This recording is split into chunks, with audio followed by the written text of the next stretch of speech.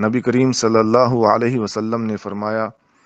آدمی کے جھوٹا ہونے کے لیے یہی کافی ہے کہ وہ ہر سنی ہوئی بات آگے بیان کر دے۔ اس حدیث میں ایک اہم اصول کلیہ قاعدہ بیان کیا گیا ہے،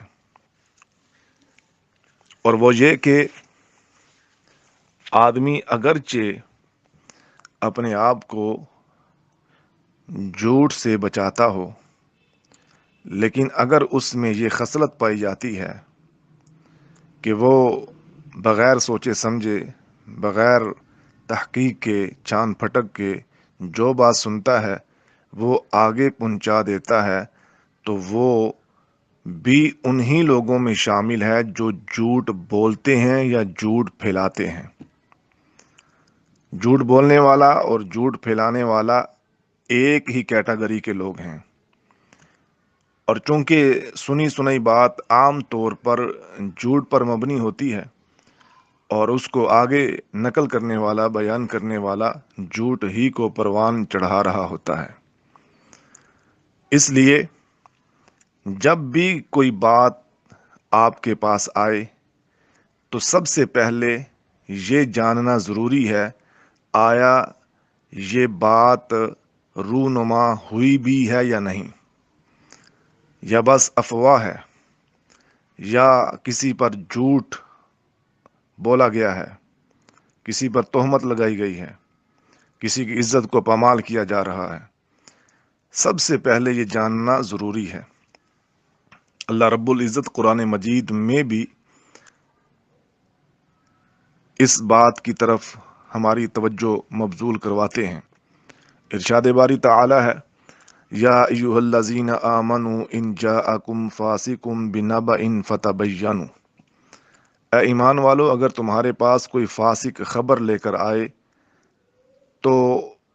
اس کی تصدیق کر لیا کرو، تحقیق کر لیا کرو، چھان پھٹک کر لیا کرو۔ کوئی سا بھی قدم اٹھانے سے پہلے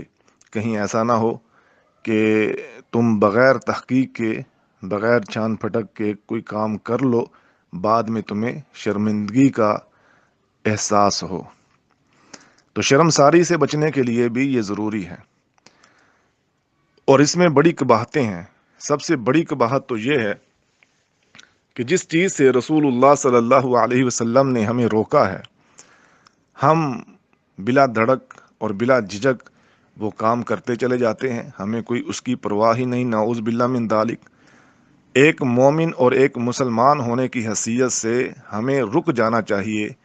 کوئی بھی سنی سنائی بات بغیر چھان پھٹک کے، بغیر تحقیق کے آگے منتقل کرنی ہی نہیں چاہیے، کیونکہ اللہ تعالیٰ قرآن مجید میں فرماتے ہیں، وَمَا آتَاكُمُ الرَّسُولُ فَخُذُوهُ وَمَا نَهَاكُمْ عَنْهُ فَانْتَهُوا، جو تمہیں رسول دے وہ لے لو، اور جس سے تمہیں رسول روکے اس سے رک جو۔ تو رسول اللہ صلی اللہ علیہ وسلم ہمیں اس سے روک رہے ہیں، اور ہمیں اللہ نے ڈرایا، فَلْيَحْذَرِ الَّذِينَ يُخَالِفُونَ عَنْ أَمْرِهِ أَن تُصِيبَهُمْ فِتْنَةٌ، کہ نبی کریم صلی اللہ علیہ وسلم کی مخالفت سے لوگوں کو ڈر جانا چاہیے، کہیں ایسا نہ ہو کہ اللہ آسمان سے عذاب کو نازل کر دے، یا کسی فتنے میں مبتلا کر دے، کسی آزمائش میں مبتلا کر دے۔ تو سب سے بڑی قباحت سنی سنائی بات آگے پہنچانا، آگے منتقل کرنا، یہ ہے کہ بندہ اللہ کے رسول کی نافرمانی کرتا ہے، اور جو نافرمانی کرتا ہے دوسرے معنوں میں وہ جنت سے انکاری ہے، جیسا کہ رسول اللہ صلی اللہ علیہ وسلم نے فرمایا کہ میری ساری امت جنت میں داخل ہوگی سوائے اس کے جس نے انکار کر دیا۔ پوچھا گیا، اللہ کے رسول کون انکار کرنے والا ہے؟ فرمایا، جس نے میری اطاعت کی وہ جنت میں جائے گا، جس نے میری اطاعت سے انکار کیا اس نے جنت میں جانے سے انکار کر دیا۔ تو اس لیے ایک بڑی قباحت تو یہ ہے کہ ہم اللہ کے رسول کی نافرمانی کریں گے اگر سنی سنائی بات آگے منتقل کر دیں گے۔ دوسری اس میں قباحت یہ ہوگی، چونکہ ہمیں معلوم نہیں ہوگا کہ وہ بات جھوٹ پر مبنی ہے،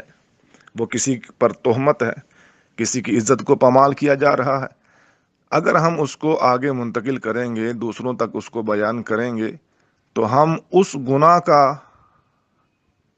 بوجھ بھی اپنے اوپر لے لیں گے، اور ان لوگوں کے ساتھ حصے دار بن جائیں گے جو اس گناہ کو پھیلا رہے ہیں، جنہوں نے اس گناہ کو ہوا دی ہے۔ یعنی اگر جھوٹ ہے تو جھوٹ پھیلانے کے ہم حصے دار بن جائیں گے، اگر تہمت ہے تو تہمت لگانے میں ہم حصے دار بن جائیں گے، اگر مسلمان بھائی کی عزت کو پامال کیا جا رہا ہے تو ہم اس کے حصے دار بن جائیں گے۔ اور یہ سب علیحدہ سے اپنی اپنی جگہ پر بہت بڑے گناہ ہیں، اور ان سب کی سزا اپنی اپنی جگہ پر بڑی شدید بیان کی گئی ہے۔ تو اس لیے موجودہ دور میں اس حدیث پر لوگ بہت کم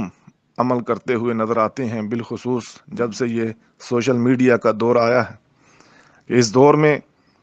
لوگ بلا دھڑک اور بغیر کسی جھجک کے اور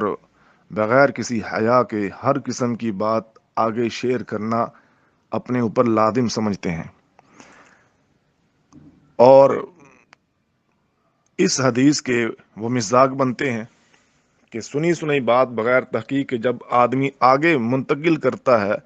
تو وہ اس حدیث کے مصداق بن جاتا ہے۔ کفا بالمرء کذبا ان یحدث بکل ما سمع، نبی کریم صلی اللہ علیہ وسلم کی حدیث کی روح سے وہ جھوٹوں کی فہرست میں آ جائے گا۔ ہم سب کو اللہ تعالی محفوظ رکھے ہر قسم کی خطا، کوتاہی، غلطی، سستی سے، اور ہم سب کو کوشش بھی کرنی چاہیے کہ ہم ایسی غلطیوں سے اپنے آپ کو بچا کر رکھیں۔ ہاں، اگر کوئی بات آپ تک پہنچتی ہے تو اس کو تحقیق کے بعد اگر آپ آگے پہنچاتے ہیں جو اصل بات ہے، اس میں کوئی حرج نہیں۔ مثال کے طور پہ آپ تک کوئی جھوٹی بات آتی ہے، آپ لوگوں کو بتائیں کہ یہ جھوٹی خبر ہے، اس پر یقین نہ کیا جائے، نہ اس کو آگے پھیلایا جائے، یعنی اس کے رد میں آپ لوگوں کو بتائیں۔ اور اگر کوئی ایسی بات ہے جو جھوٹ پر مبنی ہے یا تہمت پر مبنی ہے یا برائی والی اور فسق و فجور پر مبنی ہے، تو اس کی جو قباحت ہے، اس کی جو شناعت ہے، اس کو واضح کرتے ہوئے آگے آپ بتا سکتے ہیں۔ لیکن ہر سنی سنی بات آگے پہنچانا یہ ایک مومن اور مسلمان کا شیوا نہیں ہے۔ حدیث 8 جو ہے وہ اسی معنی و مفہوم کی ہے، جیسا کہ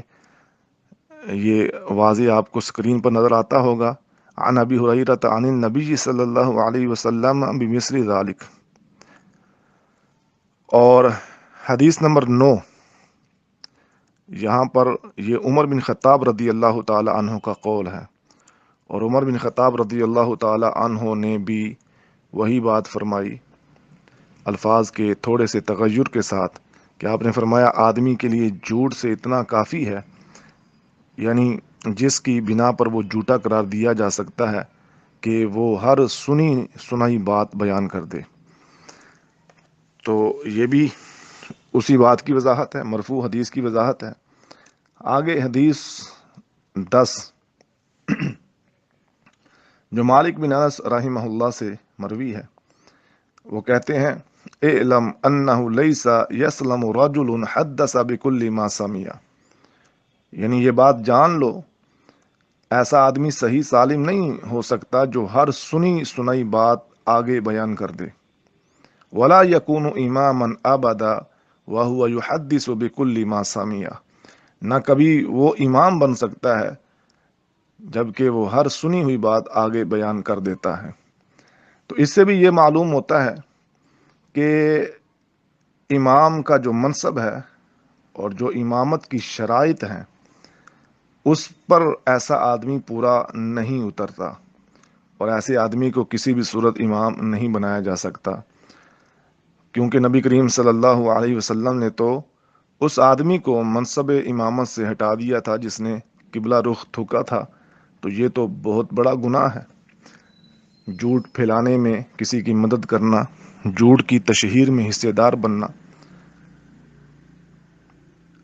حدیث نمبر 11 جو سیدنا عبداللہ بن مسعود رضی اللہ تعالی عنہ سے مروی ہے، انہوں نے بھی سیدنا عمر بن خطاب رضی اللہ تعالی عنہ والی بات ہی کی ہے، کہ آدمی کے جھوٹ میں یہی کافی ہے کہ وہ ہر سنی سنائی بات بیان کر دے۔